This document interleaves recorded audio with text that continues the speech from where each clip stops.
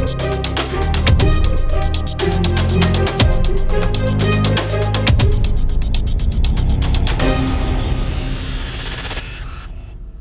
and welcome to another edition of Critical Q&A, the show where I answer your questions based on what you've left for me in the comments section of my Q&A videos or have sent to me by email at askchrisshelton@gmail.com. Alright, as I usually do with my Q&A shows, I have a few updates and news items for you guys before we get into the actual question answering phase. And there's some big news because this coming week, I am going to Philadelphia for the International Cultic Studies Association annual conference. And I will be, I grabbed up the opportunity to do a presentation there and also to be on a panel with Aaron Smith-Levin and Christy Gordon, and I think that's going to be a lot of fun. That panel is going to be moderated by Rachel Bernstein, who those of you who have watched my channel for a while are very familiar with. Wonderful woman, a psychologist out in Los Angeles, cult recovery expert. She's been a great friend of this channel and a good personal friend. So that's happening, and so this next week is going to be kind of interesting because I'm going to be gone from Wednesday, July 4th through to the following Sunday for this conference. So that's all my posting time. So what I'm going to do is I'm going to do some live streams and I'm going to do some video from there. So I will post on Thursday, but it will be probably Thursday morning or afternoon that I get that posted for my channel for my Thursday video. And then I will probably try to do, I'm hoping I can wrangle a guest or two to do a live stream, Sensibly Speaking podcast on Saturday, and a live stream Q&A next week, a week from today, from Philadelphia, because I'll be coming back home Sunday night, so I'll be there. And that's the plan. So we'll see how this goes. I'll try to throw up pictures and updates and things as the conference moves along. I'm really looking forward to this. I'm going to be meeting a ton of people in person, some of whom I've had on this channel, on my podcast, or on videos that I've done, and some I've never met. In the ex-Scientology world, in the cult community, the cult recovery community, I should say. So I've really been looking forward to this conference for months, and it's finally here, and I'm very, very excited about it. Okay, so that's the plan for this next week. Also, I wanted to, again, throw out, just a little reminder, a little ask here for support for my channel.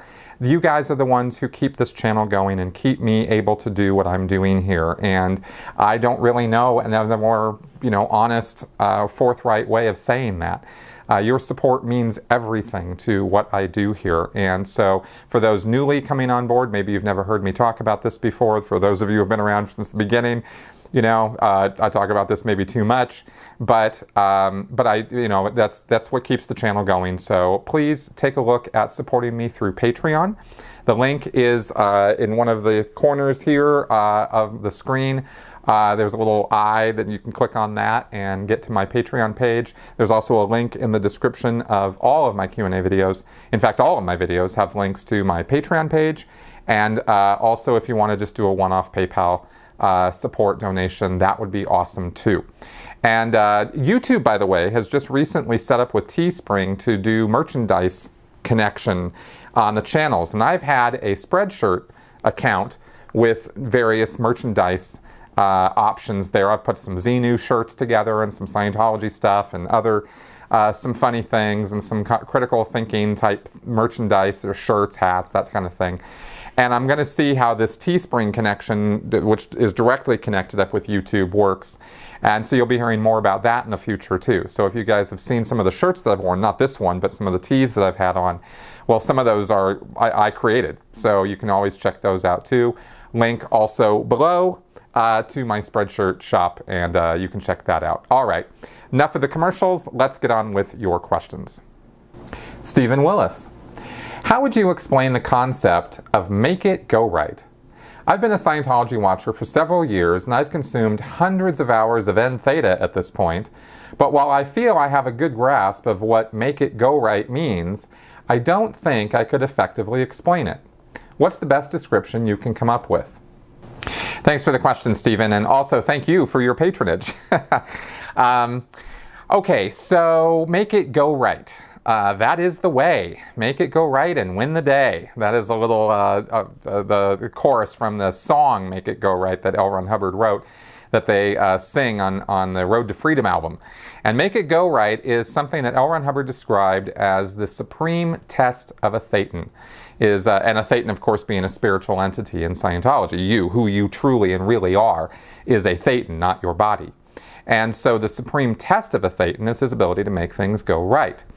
And so in Scientology, and especially in the Sea Org, this is a very valued trait. And it's basically about, well, there's another term in Scientology which is the best way I can communicate about this, and that term is necessity level. It's Hubbard's way of communicating not only picking yourself up by your bootstraps or kicking yourself in the butt, but necessity level is all about survival, and the point where there's sort of a tipping point where you raise your necessity level. You're confronted with a situation in life. You're confronted with some problem, whether it be at work or a personal problem, and you have to deal with it. You simply don't have a choice. Failure's not an option, is a common English expression for the sort of sense or feeling of what raising your necessity level is. And that is something you have to do in order to make it go right. Making it go right is sort of the ultimate expression of pulling something off, no matter how impossible or how unlikely or how improbable or it could possibly be. Just ignoring all of those barriers, what they call the messed universe barriers, the matter, energy, space, time, the physical universe. In Scientology, it's called the messed universe. And ignoring any barriers from the messed universe and making something happen anyway. Now, the theory behind this, the ultimate sort of theory behind this in Scientology, is that you as a spiritual being are immortal. You have been around for a nearly infinite amount of time in the past, and you will continue to exist a near infinite or infinite amount of time into the future. During that time, the physical universe has been something that you have occupied, you've been involved in. You've had millions and trillions of lives, I should say, bodies. And during that time, or rather I should say, your existence here in the physical universe is sort of viewed in Scientology as this is like a playground. This is a place where you're not now. It's not. You've devolved down over the trillennia into this degraded state where you think you are a body, and that's like a kid playing with dolls who says one day, "I am the Ken doll or the Barbie doll." You look at him and go, "What? That's crazy." Well, that's how Hubbard describes us having bodies. Is this is me. This is who I am. And Hubbard goes, "No, you're not. You're this immortal spiritual being." And so the whole existence of the physical universe is only a reality because we make it a reality through our will, through our intention. We want it to be that way, and so therefore it is. So the theory behind making something go right is that you've always had the ability and superpower, I guess you could say, to bend the forces of the physical universe to your will. Because you're the one who's actually creating all of this. And for anybody who's ever read Richard Bach, rather, I should say, the Jonathan Livingston Seagull, or Illusions, The Adventures of a Reluctant Messiah. These are books Scientologists love, and I learned about these very early on, because they pattern themselves after the same theory that everything you see is an illusion, and everything around you is just there because you think it's there. It's not real. You're real, but everything else is just sort of has about as much reality and should be taken as seriously as a dream or a movie. So that is why in Scientology, and again, especially in the Sea Org, you are given tasks to perform or carry out or targets to achieve or accomplish, and there's no quibbling about it. You are simply to make it go right, to pull off whatever it is that's being demanded of you, with no excuses, no justifications or rationalizations as to why that's not possible. And I think, this is kind of funny, but it's the first thing that popped to mind when I read this question, so I'll give it to you as an example of what I'm talking about in the real world. I mean, this is going to be a silly example. You're going to think about this and go, well, that's kind of silly. But at the time, this was kind of an all-consuming problem for me. I was at a conference. There were senior Scientology executives putting on this recruitment conference. This was early on in my Sea Org career, probably the first or second year. I think it was within the first year of me being a Sea Org member. And so, I was very, oh my God, there's all these senior people around, not David Miscavige, but other middle management, higher executives. And we had staff from the various churches around the West US there. And one of the executives, I think it was the executive director international, who at the time was a bigwig. Now he's just Guillaume Lessev. He's a French guy. Now he's like in the hole or something. But at the time he was a bigwig, and he wanted, okay, like I said, this is going to sound silly, but he wanted an orange juice. We didn't have any orange juice. We didn't have any budget for any orange juice. We didn't have any accommodations for any orange juice. The hotel that we were putting the convention on at didn't have any orange juice. Yet here was this senior Scientology executive who wanted some orange juice. And he was doing the speaking at the conference. I was just one of the guys running logistics and making things go right to, set things up, get copies of surveys, put things together, set up the chairs and tables. I mean, we were doing that kind of grunt work.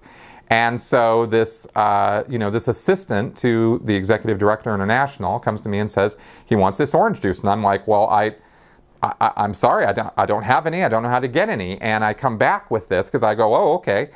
I didn't have any money, And so I didn't know what to do. And I ran around the hotel. They didn't have any. I came back to this executive and I looked at her and I just said, I can't get any orange juice. There just isn't any around. And she just looked at me and she said, and I'm supposed to tell him that he can't have any orange juice because you couldn't make it go right? And I was like, no, sir. And I, good. Well, then go, And this was to me at that moment in time, with my resources and availability of orange juice, I was screwed. And we were miles from the PAC base, so I couldn't just go to the galley or just rip one off from the canteen. We were out at a hotel. So, my other fellow Sea Org members didn't have any money. This woman who was giving me the order didn't have any money. And I was really stuck on what to do. I had no idea how to make this go right. And as best I recall, I did finally get a glass of orange juice because I went to the front counter and they didn't have anything. I went to the little store that hotels will sometimes have for their guests. They didn't have anything. But I finally wandered all the way back around where I wasn't supposed to go, into the kitchen area, and there was some orange juice there. And I got a glass and I took it back to the guy. And I was told from the front desk and by people I was asking that there wasn't any. So I just, sort of surreptitiously took this glass of orange juice and I took it over there and I got it. And, I didn't even get hardly much of a thank you, but that happened. And I wouldn't, of course, have been as desperate. I was literally sweating to try to get this, right? Again, totally stupid, very, very silly example. But it was the first time that I was in the Sea Org where somebody gave me what was basically an impossible task, seemingly. And I had to raise my necessity level and I had to pass this supreme test and I had to go get this glass of orange juice. And I pulled that off. And of course, with the Scientology terminology and belief system, I said I just, pulled it in. I just found this, this glass out of nowhere. I just made it go right.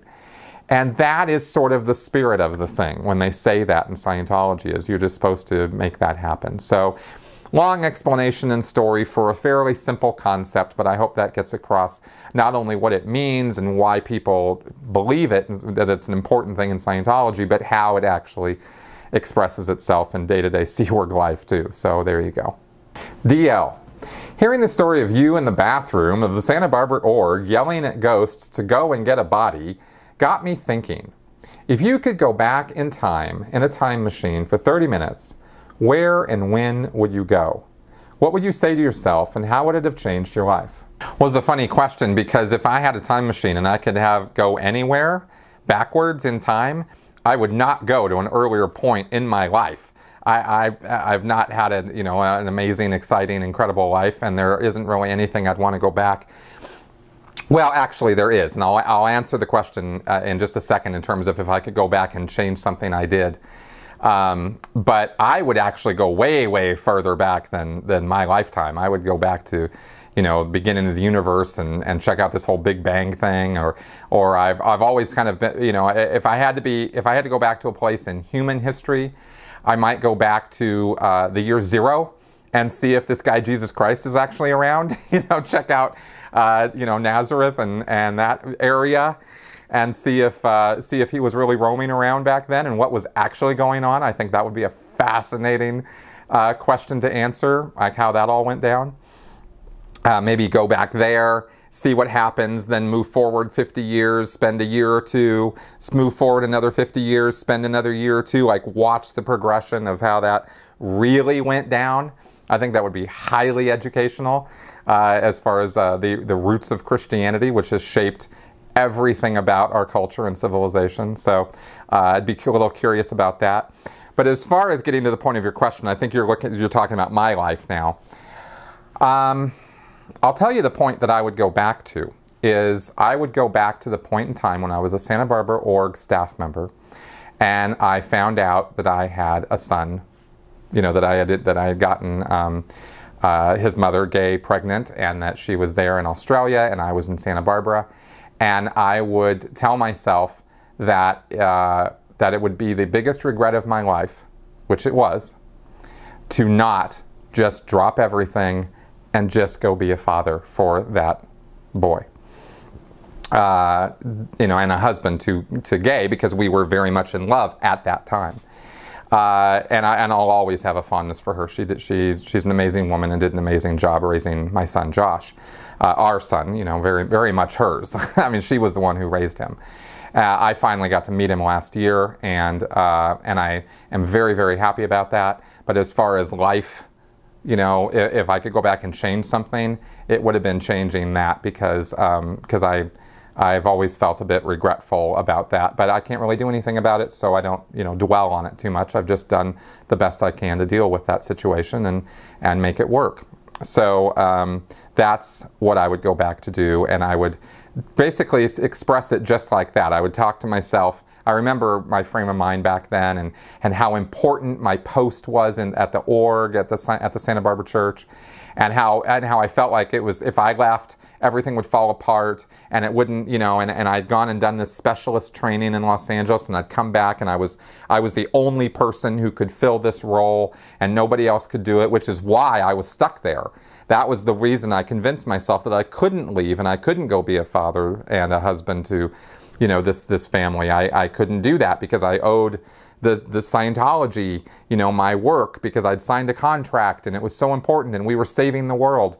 And if I could have a full 30 minutes with myself back then, I think I could get it across to myself that that's not at all what I was really up to doing, and that I really had bigger responsibilities that I should be taking care of that were very real in the real world compared to these, sort of pie in the sky ideas of saving the world. When I was, when you're 21 or 22 years old, it is really easy to sell a person on that, because they just think that they're, there's a lot of reasons for it, but I won't lay my, thing on everybody, but I'll just say that, it's not hard to convince young people that they are way more important than they really are. And that's what I would do. Patricia Benavente. Could you talk sometime about the level of support and the kind of support you encountered when you exited Scientology? For example, were you able to find a good support group of ex-members that would give you emotional and psychological support? Do people who leave Scientology find support easily? And do you know if this is the case too for other destructive cults? The reason I'm asking is because I think when people get out of an authoritarian church, they can't find, most of the time, people who understand what they are going through. I think just the opposite happens. They tend to be judged by pastors, assuming that they are inconsistent people, that they are not committed. Normally, pastors blame the people getting out of the church, not the pastor of the abusive church. I don't know in the US, but here in Spain, people in general have no idea what you're talking about.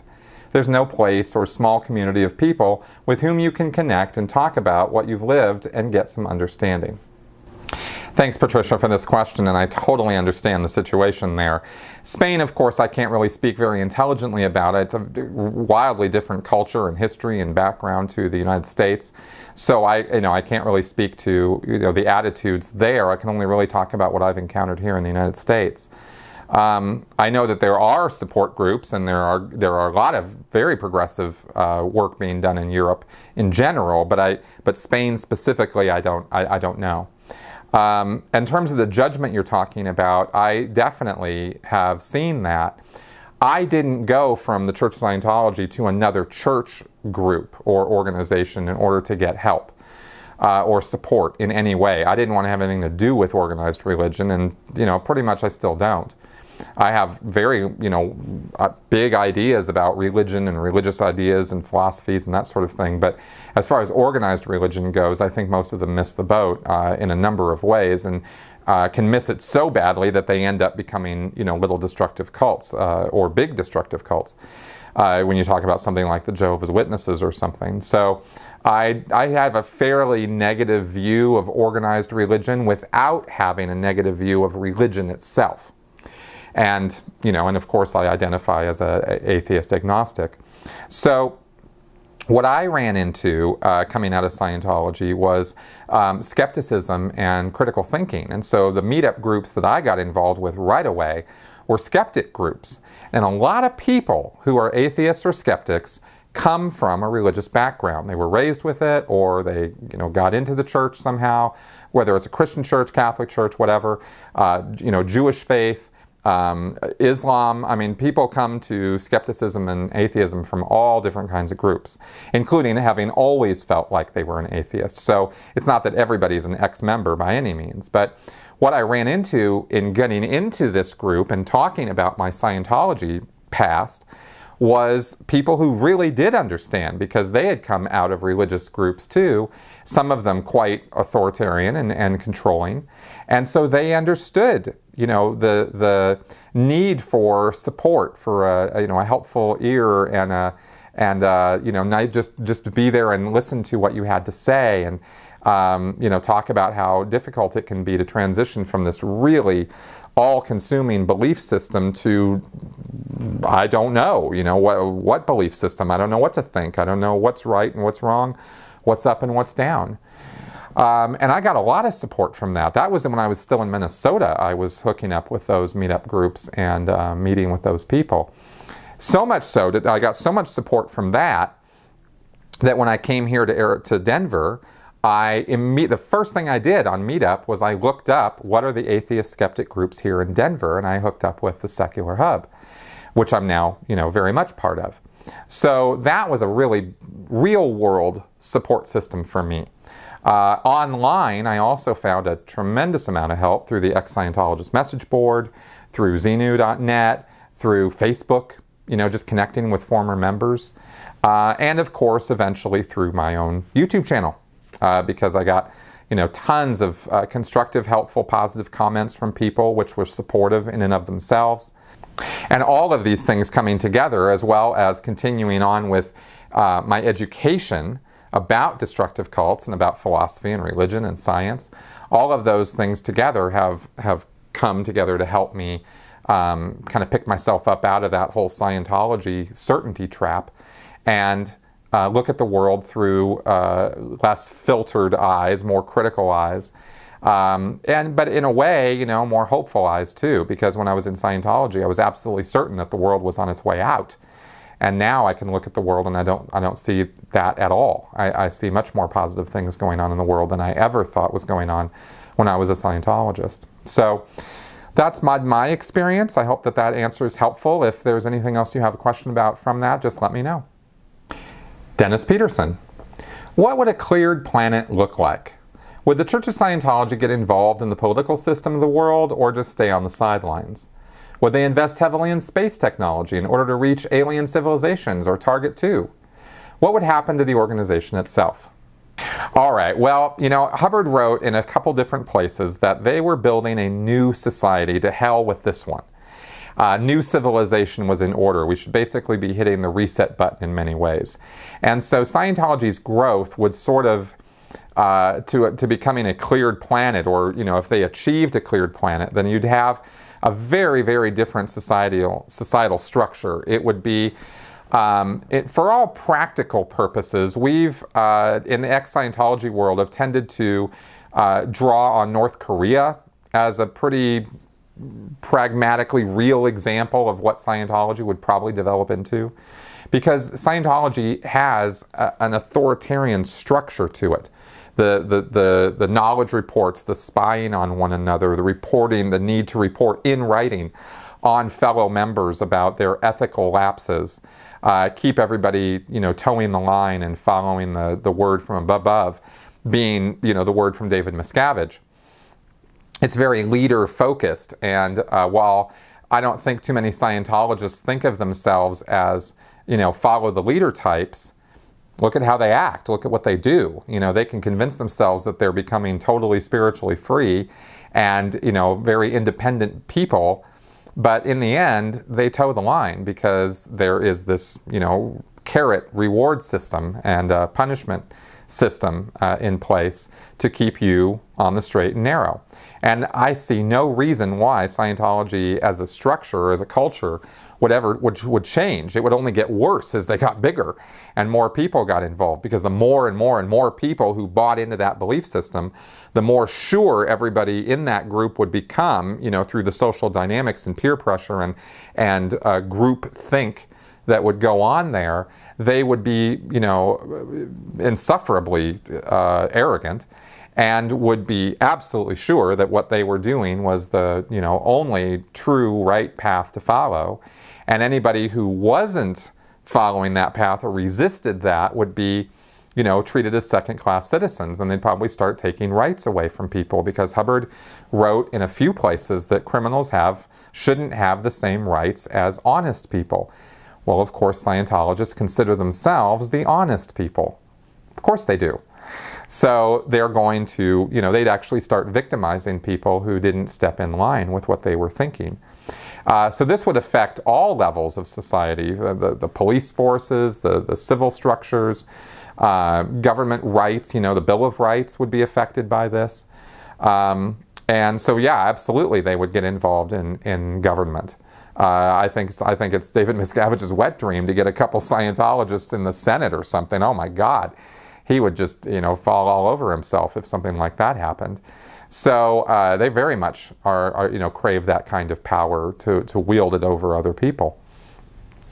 As far as the alien thing or space program, yeah, that would actually become a thing too, because, you know, they take that stuff seriously, especially in the Sea Org.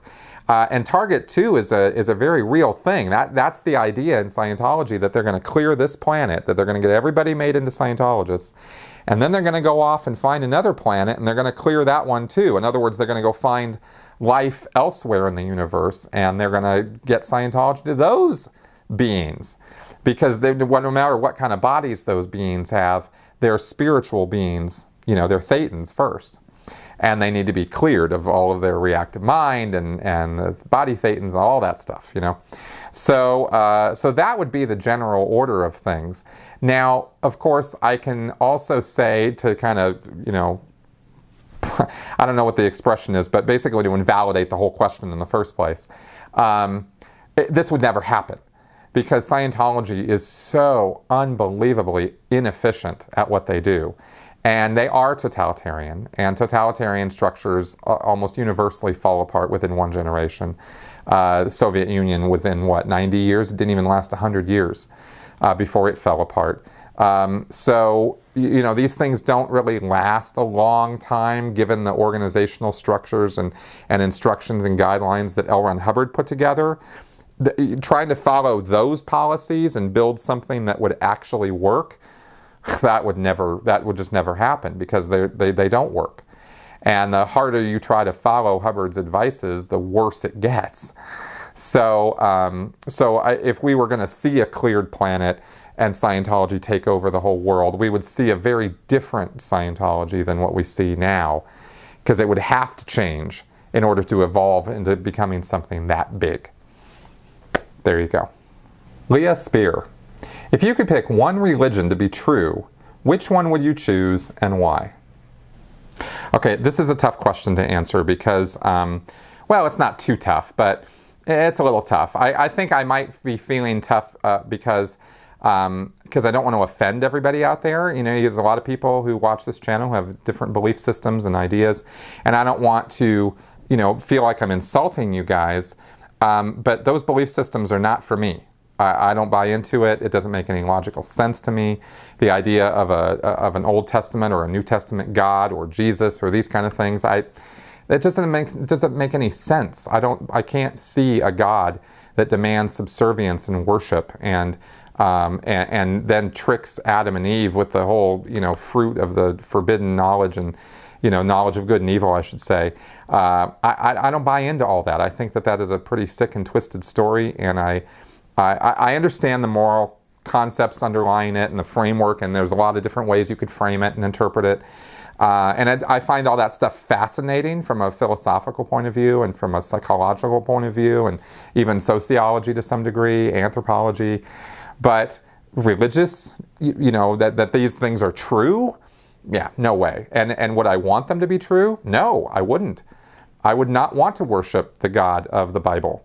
I wouldn't want to worship the God of the Book of Mormon. I wouldn't want to worship the God of Islam. I don't want to worship anybody. I don't think that is a fair thing for a creator to ask of his creation, that you shall worship me. I mean, what the hell? You know, were we all created by a narcissist? I mean, what is this? If you're going to imbue something with independent life and free will, then why would you make a slave out of it immediately and threaten it with torture and damnation for eternity if they don't follow your word, and yet somehow they're supposed to have free will? That does not make any sense to me. So, if I could choose any religion to be the truth, and I would, you know, this is how it is, all of those go by the boards. Because I don't want to subjugate human beings to some higher deity or something. And that brings me around to maybe Buddhism, but I don't really understand Buddhism. I'm not going to fake my way through some Western idea of what Buddhism is and say I know something about it. I also know Buddhism has been corrupted over the years in the same way Christianity has been, with the writings changing and the original teachings changing to the point where we don't even really know what the original teachings are. That's why I said earlier, if I had a time machine, I'd go back and find out what, you know, did Christ really live, and did he really say this stuff? What really went down? You know, I'd just from a historical point of view, I'd be absolutely fascinated to find out. Maybe the same thing with Buddha. You know, I'd go back, but of course I'd have to learn the language, or I'd have to do the same thing with Jesus, I guess. But, you know, I'd go back and see what was up with Buddha. You know, what did he really say? Because they worship him as a god now, and I know, you know, at least according to what L. Ron Hubbard said, and what I've read of Buddha in other places, you know, he was the last person who wanted to be worshipped. That's not what this whole thing was about. So anyway, so I'm not going to say Buddhism because I don't really understand Buddhism, and so I'm not going to say that would be the one true religion I would like to have be, you know, true. So I guess in the end, what it comes down to is if I had to choose one, I'm most familiar with Scientology, and if you take all the structure of the organization away from it, and you just look at the philosophy and the belief system and the idea of all of us being immortal spiritual beings who have lived nearly, you know, forever in the past and will live forever into the future. We don't die. We are able to be causative agents of our own lives and manipulate and influence the events that, you know, that make our lives what they are. We are not, you know, we don't have to bow down to fate or karma or something like that. That idea really appeals to me. It appeals to a lot of people. That's why they become Scientologists in the first place. Taking away the L. Ron Hubbard reverence and the David Miscavige bullshit, because David Miscavige has nothing to do with, you know, formulating the actual beliefs of Scientology. There's a lot there that appeals to me as a fairly independent person. So I guess I'd say that. But, you know, of course, there's so much baggage connected with Scientology that it's a little hard to say that in a pure way and be totally understood, you know what I mean? Because that doesn't mean that I want all the structure of Scientology. I don't want the knowledge reports. I don't want this, you know, the organizing boards. I don't want the ethics officers. I don't want the Office of Special Affairs. I don't want any of that. So that's not the part of Scientology that I would want to be true or that I'd want to hold on to. I'm talking basically about the idea of a spiritual existence and the idea that we do continue to live and that we do continue to grow and learn, or at least we have the potential to. That idea appeals to me. So that's my answer to the question, and I hope it satisfies, and we'll see if I get any, you know, nasty grams in the comments, but that's my idea there.